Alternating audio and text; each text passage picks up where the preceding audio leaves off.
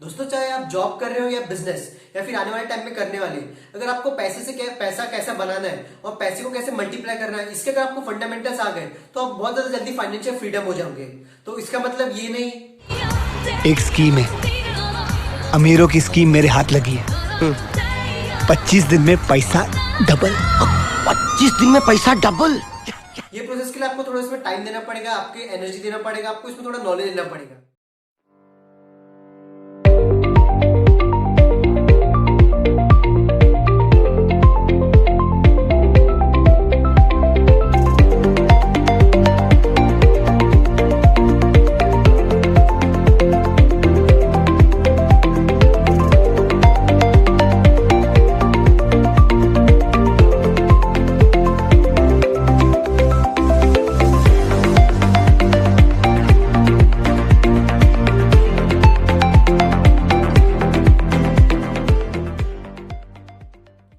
Hello successful entrepreneurs. दोस्तों, दुनिया में जितने भी अरबपति लोग हैं और खरबपति लोग हैं, उन सब में एक चीज कॉमन है और वो ये है कि उनका जो बेसिक फाइनेंशियल नॉलेज है या फिर हम कह सकते हैं जो पर्सनल फाइनेंशियल नॉलेज है वो बहुत ज्यादा स्ट्रांग है। तो अब एक बात इसमें ये आती है कि हमको ये फाइनेंशियल नॉलेज क्यों नहीं है और हम ये बेसिक फाइनेंस नॉलेज अभी तक हमको पता क्यों नहीं चली, जब ये इसके इतने फायदे हैं। तो दोस्तों, पहली बात ये है कि हमको इसके बारे में स्कूल में सिखाया नहीं जाता। सेकंड थिंग ये है कि हम ये सब चीज पे ज्यादा डिस्कस नहीं करते, हमारी ये सब बात पे ज्यादा चर्चा नहीं होती। थर्ड चीज है कि हम समझते हैं कि जो फाइनेंशियल नॉलेज है ये हमारा फील्ड नहीं है, तो हम क्यों इस पे टाइम इन्वेस्ट करें, या फिर ये बहुत कॉम्प्लिकेटेड चीज है, हमको इसमें बहुत ज्यादा पेपर वर्क लगेगा और इसमें बहुत सारा हमको टाइम लग जाएगा। नहीं दोस्तों, अगर हमारे पास बेसिक फाइनेंशियल नॉलेज अगर हमको पता है जो कि बहुत ज्यादा कॉम्प्लिकेटेड नहीं है, तो हम आराम से हमारे जो पैसे की वैल्यू है और जो हमारे पैसे कैसे बनाना है ये हम सीख सकते हैं। और अगर आप ये एज में या फिर जितने जल्दी हो सके अगर आप ये फाइनेंशियल नॉलेज में आप एंटर हो रहे हैं, आप इसमें सीख रहे हैं, तो आप आने वाले टाइम में बहुत अच्छा ग्रो करेंगे इसमें। क्यों? क्योंकि आपने ऑलरेडी आपके कम एज में बहुत सारी चीज में समझ चुकी है कि क्या होती है क्या नहीं। तो ऑब्वियसली बात है, आने वाले टाइम में आप इसमें बहुत अच्छा परफॉर्मेंस देंगे। तो अब हम ये हमारे वीडियो में सबसे पहले स्टार्ट करते हैं इन्फ्लेशन को समझना। इन्फ्लेशन मतलब दोस्तों महंगाई, और इन्फ्लेशन रेट मतलब हर साल महंगाई कितने परसेंटेज से बढ़ रही है। आपने आपके पेरेंट्स से कई बार सुना होगा कि उनके टाइम में वो 10 रुपए में कई सारी चीज खरीद लेते थे और कई सारे आइटम उनके 10 रुपए में आ जाते थे, लेकिन आज के टाइम में 10 रुपए में क्या होता है। इसी से हम समझ सकते हैं इन्फ्लेशन का मतलब। इन्फ्लेशन मतलब हर साल जो हमारे पैसे की वैल्यू है वो कम होते जा रही है, एंड जो हमारे आसपास की जितनी भी वस्तु है, जो चीज हम खरीदते हैं, उन सब की वैल्यू बढ़ते जा रही है। इन्फ्लेशन रेट दोस्तों हर साल की इसकी जो वैल्यू रहती है, मतलब हर साल जो इसका परसेंटेज रहता है वो कम ज्यादा होते रहता है। लेकिन अगर हम ऑन एन एवरेज समझे तो जो हमारा इंडिया का एवरेज इन्फ्लेशन रेट है वो 6 to 7% है। तो जो हमारा फर्स्ट पॉइंट है वो हम समझते हैं सेविंग अकाउंट। सेविंग अकाउंट में दोस्तों हम समझते हैं कि हम जब भी हमारा पैसा सेविंग अकाउंट में डाल रहे हैं उसका मतलब हमारा पैसा हम सेव करते जा रहे हैं, बचाते जा रहे हैं। बट एक्चुअली दोस्तों जितनी बार हम हमारा पैसा सेविंग अकाउंट में डालते जा रहे हैं उतनी बार हम अपने पैसे की वैल्यू कम करते जा रहे हैं, हमारे पैसे की वैल्यू हम घटाते जा रहे हैं। कैसे? हमने समझा था कि इन्फ्लेशन रेट है जो एवरेज है वो 6 to 7% है, और जो हमारी बैंक्स रहती है वो हमको नॉर्मल जो सेविंग अकाउंट में इंटरेस्ट रेट देती है 3 to 4%। तो इससे हमको एक बात समझ में आ रही है कि हर साल हमारे जो पैसे की वैल्यू है वो 3% से कम होती जा रही है। हमको ये 3% तो अभी कम लग रहा है, लेकिन अगर हम आने वाले 5 से 10 साल में इसको हम देखें तो हमने जो हमारा पैसा है वो लगभग लाखों रुपए में हमने इसको गवा दिया है। तो एक बात तो इससे साफ है कि अगर हम हमारा पैसा सेविंग अकाउंट में सेव करते जा रहे हैं तो उसका मतलब लॉस कर रहे हैं, और ये अच्छा ऑप्शन नहीं है हमारे पैसे को मल्टीप्लाई करने का या हमारे पैसे को बचाने का। तो अब जो हमारे पास नेक्स्ट ऑप्शन आता है वो है फिक्स डिपॉजिट का। तो दोस्तों बैंक जो हमको फिक्स डिपॉजिट में इंटरेस्ट रेट देती है वो भी एवरेज 6 to 7% रहती है, और हमारा इन्फ्लेशन रेट भी 6 to 7% है। तो इससे एक बात समझ में आती है कि ना हमको प्रॉफिट हो रहा है ना लॉस हो रहा है, प्लस हमारा पैसा कुछ सालों तक बैंक में फंस के रह जा रहा है। तो ये भी ऑप्शन उतना अच्छा नहीं है हमारे पैसे को मल्टीप्लाई करने का। तो अगर हमको हमारे पैसे को मल्टीप्लाई करना है, उसकी वैल्यू बढ़ाते जाना है, तो एक हमारे पास अच्छा ऑप्शन है वो है हम समझेंगे कंपाउंडिंग इफेक्ट से। तो कंपाउंडिंग इफेक्ट समझने पहले मैं आपको एक एग्जांपल देता हूँ। ये आपके पास मैं आप दो ऑप्शन देता हूँ। फर्स्ट ये कि आज मैं आपको ये तारीख में 80 लाख रुपीज दूंगा। सेकेंड ऑप्शन ये कि मैं आज आपको 1 रुपीज दूंगा, कल 2 रुपीज दूंगा, परसों 4 रुपीज, और ऐसे आने वाले 31 डेज तक हर दिन इसकी वैल्यू बढ़ती जाएगी। मतलब आज 1, कल 2, 4, 8, 16, ऐसे 31 डेज तक इसकी वैल्यू बढ़ती जाएगी। तो आप वीडियो को 5 सेकंड तक पॉज कीजिए और देखिए कि आप कौन सा ऑप्शन इसमें चूज करेंगे।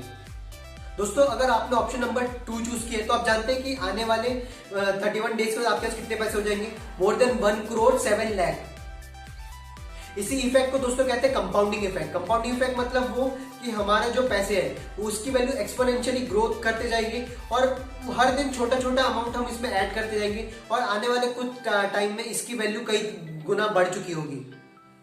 और ये कंपाउंडिंग इफेक्ट 8वां अजूबा है। ये इफेक्ट की पावर को वॉरेन बफेट, बिल गेट्स ये सब समझते हैं एंड दुनिया में जितने भी करोड़पति लोग हैं उन सबको कंपाउंडिंग इफेक्ट की जो पावर है ये बात उनको पता है। एल्बर्ट आइंस्टाइन भी कंपाउंडिंग इफेक्ट की जो पावर है उसको बहुत अच्छे से समझते थे। तो अब बात यह आती है कि अब हम ये कंपाउंडिंग इफेक्ट से खुद कैसे फायदा उठाएं। तो दोस्तों इसके लिए दो ऑप्शन हमारे पास रहते हैं, एक तो स्टॉक मार्केट, सेकंड है म्यूचुअल फंड।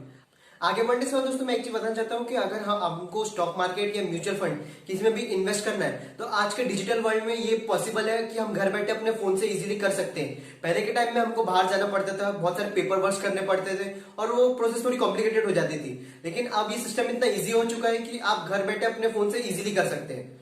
तो जो हमारा फर्स्ट पॉइंट आता है वो है स्टॉक मार्केट का। स्टॉक मार्केट में एंटर होने के लिए दोस्तों हमको उसके सारे फंडामेंटल समझने पड़ेंगे, उसके नॉलेज लेनी पड़ेगी, उसमें कई सारा हमको टाइम देना पड़ेगा। उसके बाद हम स्टॉक मार्केट में धीरे धीरे समझ के आगे बढ़ सकते हैं। लेकिन बात यह आती है कि अगर हम हमारा जॉब कर रहे हैं या बिजनेस कर रहे हैं तो हमारे लिए पॉसिबल नहीं है कि हम इतना टाइम निकाल के स्टॉक मार्केट की पूरी स्टडी करें और उसमें फिर इन्वेस्टमेंट करें। तो अब इसके लिए हमारे लिए सेकंड ऑप्शन आता है वो है म्यूचुअल फंड का। लेकिन दोस्तों अगर आप चाहते हैं कि आप स्टॉक मार्केट में आपको बहुत ज्यादा इंटरेस्ट है, आपको उसमें पैशन है, तो आप आपका करियर स्टॉक मार्केट में बना सकते हैं और उसमें भी आप बहुत अच्छा परफॉर्म कर सकते हैं, जैसे कि वॉरेन बफेट ने किया था। और इंडिया में हम बात करें तो इंडिया के वॉरेन बफेट जैसे राकेश झुनझुनवाला, ऐसे कई सारे नाम हैं जिन्होंने स्टॉक मार्केट में इन्वेस्ट करके आज वो बहुत बड़े आदमी बन गए। लेकिन उन्होंने इसकी नॉलेज ली, इसके फंडामेंटल समझे, इसके प्रिंसिपल्स को अच्छे से अप्लाई किया, उसके बाद वो आज उतना आगे बढ़े। तो दोस्तों अब हम बात करते हैं म्यूचुअल फंड की। म्यूचुअल फंड में क्या होता है दोस्तों, हमारे जैसे कई सारे लोग रहते हैं जिनको स्टॉक मार्केट में इन्वेस्ट करना रहता है बट उनके पास नॉलेज और उतना टाइम नहीं रहता कि वो स्टडी करे।